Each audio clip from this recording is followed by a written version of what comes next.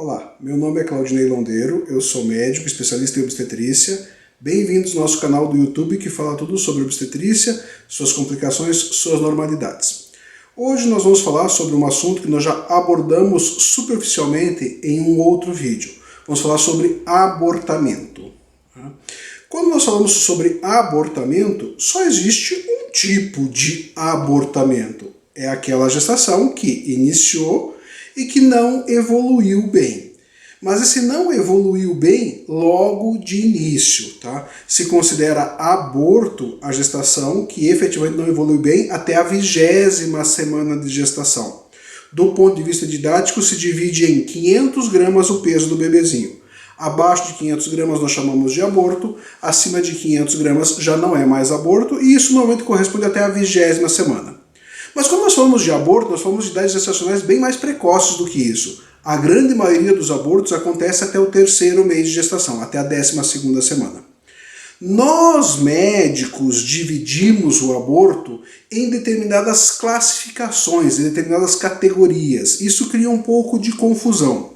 Basicamente, existe o aborto retido. O aborto retido é aquele aborto em que você vai fazer uma ecografia e o coraçãozinho do bebê não está mais batendo, mas ele está lá dentro do útero, a placenta está lá, o saquinho gestacional está lá. Existe um outro tipo de aborto que nós médicos falamos que seria o aborto incompleto, tá? Como o próprio nome diz, há um abortamento, há um sangramento, mas esse sangramento não eliminou naturalmente todo o produto gestacional. Existe o aborto completo, como o próprio nome diz, havia uma gestação, houve um sangramento, houve uma hemorragia e a eliminação completa de todo o produto gestacional dentro do útero, tá? E há aquilo que nós chamamos de ameaça de aborto. Tá? O que é a ameaça de aborto? O próprio nome diz, tá? Há um sangramento, há uma cólica, há um desconforto, a paciente vai a um serviço de emergência ou vai ao consultório do seu obstetra e ele diagnostica que o bebezinho está bem, que o coração está batendo, mas que há uma ameaça, há uma área de descolamento, há um hematoma, há uma ameaça àquela gestação. Então o termo ameaça de aborto é o que o próprio nome diz. A gestação está ameaçada pela possibilidade de uma perda gestacional. É óbvio que isso são todas divisões didáticas, tá? O aborto retido, o aborto completo, o aborto incompleto, a ameaça de aborto fazem parte de um pacote chamado abortamento. Nessas situações existem medicamentos e condutas que devem ser tomadas.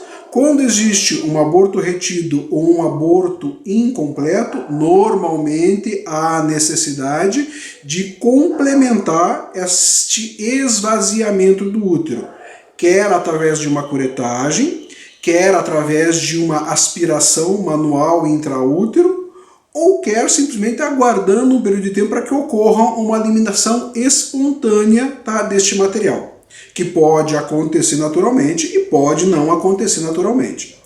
Quando ocorre um aborto completo, não há necessidade de nenhum tratamento para isso, porque já houve o esvaziamento total da cavidade uterina. E quando ocorre uma ameaça de aborto, há necessidade de algumas condutas medicamentosas, tá? E de repouso, de abstinência sexual por um período, para que não concretize este abortamento. Existe um outro tipo de aborto que é uma complicação, tá, desses abortos, que seria o aborto infectado. Tá? Este aborto infectado é quando houve um aborto retido, ou um aborto incompleto, ou às vezes até um aborto completo, mas que há uma infecção se sobrepondo, tá, a este abortamento. Esta infecção, é óbvio, ela é localizada no útero e ela normalmente é consequência de abortos ilegais, de abortos clandestinos, de abortos feitos de uma forma irregular contra a nossa legislação brasileira.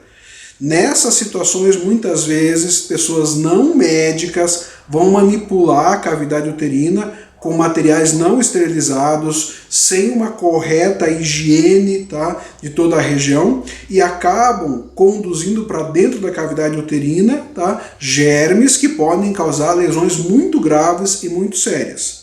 O nosso país sofre muito com mulheres que praticam aborto ilegal, que utilizam dessas técnicas e que acabam sofrendo uma infecção, um aborto infectado. É uma situação grave, séria, exige internação hospitalar, exige antibióticos de alcance bastante grande em termos de cobertura e muitas vezes isso pode se complicar bastante, exigindo até a retirada do útero.